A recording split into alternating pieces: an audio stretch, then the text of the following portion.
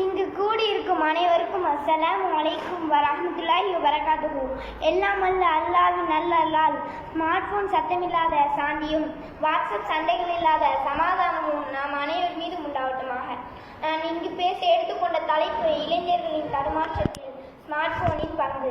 நானே smart phone அளவில் தான் இருக்கின்றேன்.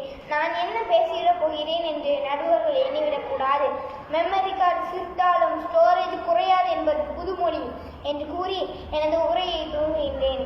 முன்பெல்லாம் நமது ஊரில் தெருவுக்கு 2 டெலிபோன்கள் மட்டுமே இருந்தது. ஆனால் இன்று நம் ஒவ்வொரு நபருக்கும் 2 நம்பர்கள் இருக்கின்றது.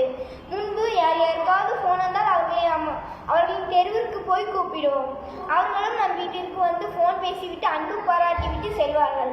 ஆனால் இன்று நம் நம்பருக்கு போன் வந்தால் வீட்டை விட்டு தெருவுக்கு ஓடுகிறோம். ரகசியமாக யாரிடமோ அன்பு பாராட்டி விட்டு குற்ற உணர்வே இல்லாமல் திரும்பி வருகிறோம். இது ஸ்மார்ட் போனினால் ஏற்படும் சீரழிவு தானே. ஸ்மார்ட் போன் இளைஞர்களின் ஞாபக சக்தியை சீரழிக்கின்றது. தம்பிக்கு அண்ணனின் நம்பர் கேட்டால் தெரியவில்லை, மகனுக்கு தந்தையின் நம்பர் கேட்டால் தெரியவில்லை. இப்படியே போனால் இன்னும் கொஞ்ச நாட்களில் தன் குடும்பத்தார் யாராவது என்று தெரியாத அளவிற்கு சீரழிவு ஏற்பட்டாலும் ஆச்சரியமில்லை. நபிகள் நாயகம் ஸல்லல்லாஹு அலைஹி வஸல்லம் அவர்கள் கூறுகிறார்கள், இரவில் உறங்குவதற்கு முன்பு கதவை தாளிட்டுக் கொள்ளுங்கள், விளக்கை அணைத்துவிட்டு உறங்குங்கள் என்று. இதில் எவ்வளவு பெரிய அறிவியல் உண்மை இருக்கின்றது தெரியுமா?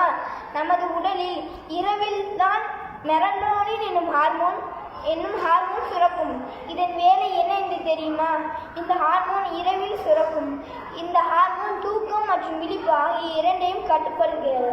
ஆனால் இன்றைய இளைஞர்கள் விடிய விடிய செல்போன் பார்த்து கொண்டிருப்பதால் இந்த ஹார்மோன் சுரக்காமல் அவதிக்கப்படுகின்றன. விடிய விடிய செல்போன் பார்த்து அதிகாலை தொழுவையான ஃபஜ்ர் தொழுவும் தொழுவ தவறிவிட்டனர். இது எவ்வளவு பெரிய கேடு! இது நம் உடலுக்கு என்ன என்று தெரிய வேண்டாமா? ஆக்கப்பூர்வமான விஷயங்களை ஸ்மார்ட் போனில் பார்ப்பதை விட ஆபாசமான விஷயங்களை பார்த்து மனதளவில் சீரழிந்து போன இளைஞர்களின் எண்ணிக்கை பெரிய கொண்டே போகிறது.